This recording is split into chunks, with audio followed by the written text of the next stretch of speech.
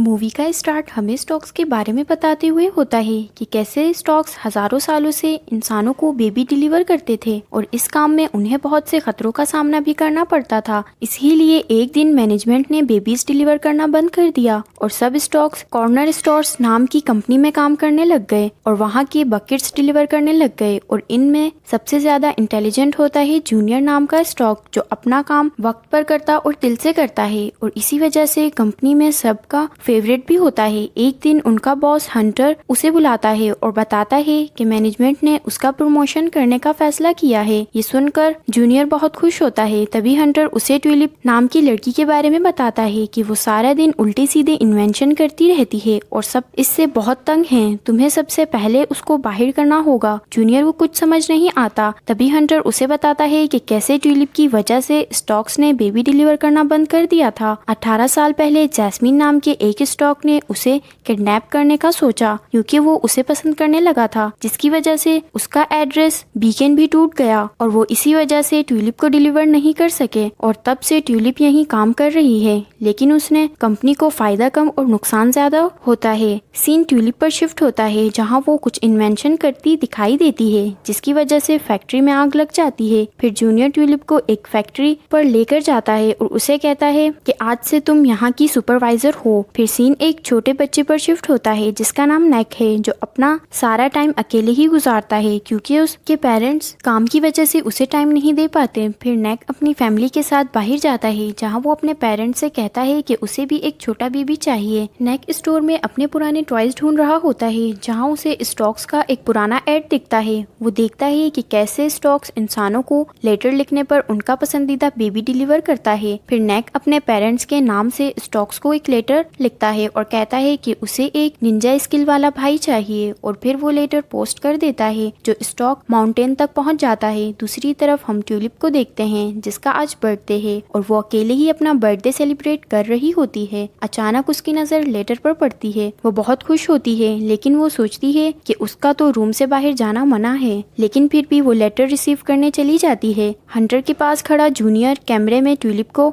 बाहर जाता देख लेता है और फौरन उसे रोकने के लिए उसके पास जाता है, लेकिन तब तक ट्यूलिप वो लेटर बेबी मशीन में प्रोसेस कर देती है और मशीन एक्टिव हो जाती है। फिर जूनियर जल्दी ही उस मशीन को बंद कर देता है और वो वहाँ से जाने लगता है। तभी उन्हें बेबी की आवाज आती है। जूनियर हंटर के डर से उस बेबी को लेकर ट्यूलिप की वर्कशॉप में जाता है और वहाँ जाके वो बेबी का एड्रेस देखता है और जल्द ही उस बेबी को डिलीवर करने का सोचता है, लेकिन मशीन को बंद करते वक्त उसका एक पंख टूट जाता है। फिर ट्यूलिप जूनियर को अपना इन्वेंशन दिखाती है। फिर वो दोनों अपनी मशीन पर बेबी डिलीवर करने जाते हैं। उनके जाते ही टोनी को उन पर शक होता है और वो भी अपना ड्रोन लेकर उनके पीछे चला जाता है। रास्ते में ट्यूलिप की मशीन खराब हो जाती है और वो एक पहाड़ पर गिर जाते हैं। फिर जूनियर ट्यूलिप पर गुस्सा होता है। तभी बेबी पॉट में कुछ आवाज ना होने पर वो पॉट को चेक करते हैं जिसमें एक पिंक बालों वाली बहुत ही प्यारी बेबी गर्ल होती है। जूनियर उस बेबी को अकेले ही डिलीवर करने जाता है, लेकिन रास्ते में कुछ भेड़िए उन्हें घेर लेते हैं। फिर वो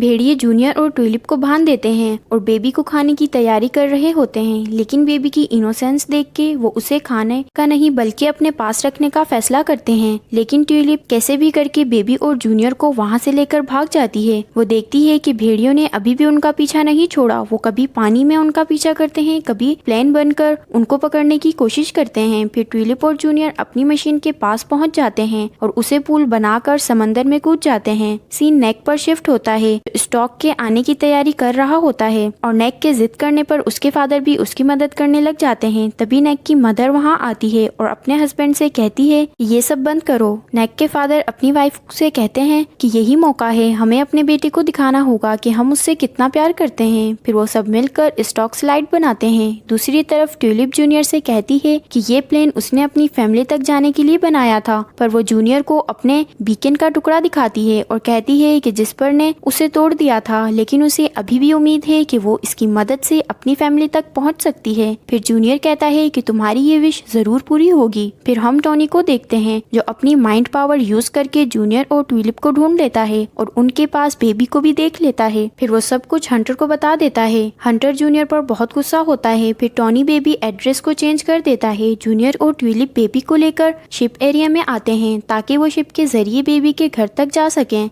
लेकिन रास्ते में भेड़िए उन पर दोबारा हमला कर देते हैं। वो भागते हुए एक ग्लास फैक्ट्री में आ जाते हैं, जहाँ हमें मालूम होता है कि स्टॉक्स ग्लास को नहीं देख सकते, तो ट्यूलिप जूनियर को गाइड करके वहाँ से निकालती है। लेकिन वहाँ भेड़िए आ जाते हैं। फिर वहाँ एंट्री होती है जिस्पर की, जो इन्हें वहाँ से बचाकर शिप पर ले जाता है। ट्यूलिप जिस्पर को देखकर गुस्सा होती है। जिस्पर ट्यूलिप से अपने किए की माफी मांगता है और बताता है कि वो कब से उन टुकड़ों को ढूंढने की कोशिश कर रहा है ताकि तुम अपने घर जा सको। फिर जिस्पर ट्यूलिप को वो लॉकेट दिखाता है और कहता है कि अभी भी एक टुकड़ा गायब है, तो ट्यूलिप जिस्पर को अपने वाला टुकड़ा देती है, जिसके मिलाते ही ट्यूलिप को उसके घर का एड्रेस मिल जाता है। लेकिन ट्यूलिप कहती है कि पहले मुझे इस बेबी को इसके घर पहुंचाना है, क्योंकि मेरे लिए मेरा काम सबसे पहले है। जूनियर ट्यूलिप को बताता है कि हंटर ने उसे तुम्हें फायर करने को कहा था, तुम अब वहाँ की एम्प्लॉय नहीं हो, जिसे सुनकर ट्यूलिप बहुत उदास होती है। फिर जिस्पर ट्यूलिप को उसके घर तक ले आता है, लेकिन ट्यूलिप जूनियर और बेबी को बुला नहीं पाती, वो वहाँ से चली जाती है। दूसरी तरफ जूनियर बेबी को उसके एड्रेस तक ले आता है, लेकिन वहाँ हंटर होता है, क्योंकि टोनी ने एड्रेस चेंज कर दिया था और जूनियर हंटर के ट्रैप में फंस जाता है। हंटर बेबी को लेकर पेंगुइन के हवाले कर देता है और कहता है कि 18 साल के होने पर वो इस बेबी को इंसानों के बीच छोड़ देगा। दूसरी तरफ पुलिस नेक के घर आती है और कहती है कि ये स्लाइड इल्लीगल है, आपको ये हटानी होगी। नेक के पेरेंट्स उसे समझाते हैं कि स्टॉक्स अब बेबी डिलीवर नहीं करते। उदास नेक सब चीजें हटाने लगता है। दूसरी तरफ ट्यूलिप बेबी के एड्रेस पर आती है, जहाँ उसे जूनियर बंधा हुआ मिलता है, जो ट्यूलिप को सब बता देता है। फिर वो दोनों फैक्ट्री जाते हैं, जहाँ स्टॉक्स इवेंट होता है, जिसमें हंटर अपने कुछ प्रोडक्ट लॉन्च करने वाला है। तभी उनकी नजर बेबी पर पड़ती है, जिसे पेंगुइन लेकर जा रहे होते हैं। फिर वो दोनों बेबी को बचा के अपने साथ ले जाते हैं। वो बेबी को लेकर बेबी फैक्ट्री पहुंच जाते हैं, जहां हंटर जूनियर से बेबी देने को कहता है, तो जूनियर वहां पर रखा लेटर वाला पाइप मशीन में लगा देता है, जिससे मशीन एक्टिव हो जाती है और मशीन से बेबी बाहर आ रहे होते हैं। सब स्टॉक्स बेबी को संभालने के लिए जाते हैं। तभी हंटर वहाँ एक क्रेन लेकर आता है और बेबी मशीन को तोड़ता है, लेकिन बेबी गलती से क्रेन के बटन को दबा देती है और उसे बाहर गिरा देती है। सबको लगता है कि हंटर के साथ जूनियर और ट्यूलिप भी गिर गए हैं, लेकिन जूनियर ट्यूलिप और बेबी को सेफली ले आता है। फिर जूनियर सब स्टॉक्स को बताता है कि वो फिर से बेबी डिलीवर करेंगे, ताकि जिन्होंने स्टॉक्स को लेटर लिखे थे उन सबको अपने बेबी मिल सके। ये सुनकर स्टॉक्स बहुत खुश होते हैं। तभी ट्यूलिप उन्हें बताती है कि उनके पास इतने ब्लैंकेट्स नहीं हैं। तभी जिस पर उन्हें बहुत सारे ब्लैंकेट्स दिखाता है। सभी स्टॉक्स बेबी को लेकर निकलते हैं। सभी पेरेंट्स अपने बच्चों को पाकर बहुत खुश होते हैं। नेक भी देखता है कि जूनियर और ट्यूलिप भी उसका बेबी लेकर आ रहे हैं। जूनियर नेक की फैमिली को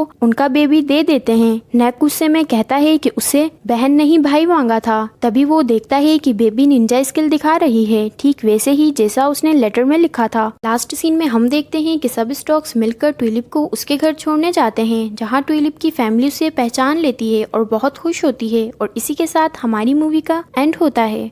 ये मूवी हम डेडिकेट करते हैं IMAX एक्सप्लेनेट को। अगर आपको हमारी एक्सप्लेनेशन अच्छी लगी हो तो अभी हमारे चैनल को सब्सक्राइब करें और बेल आइकन के बटन को भी दबा दें, ताकि हमारी हर नई आने वाली वीडियो आपको सबसे पहले मिले। शुक्रिया।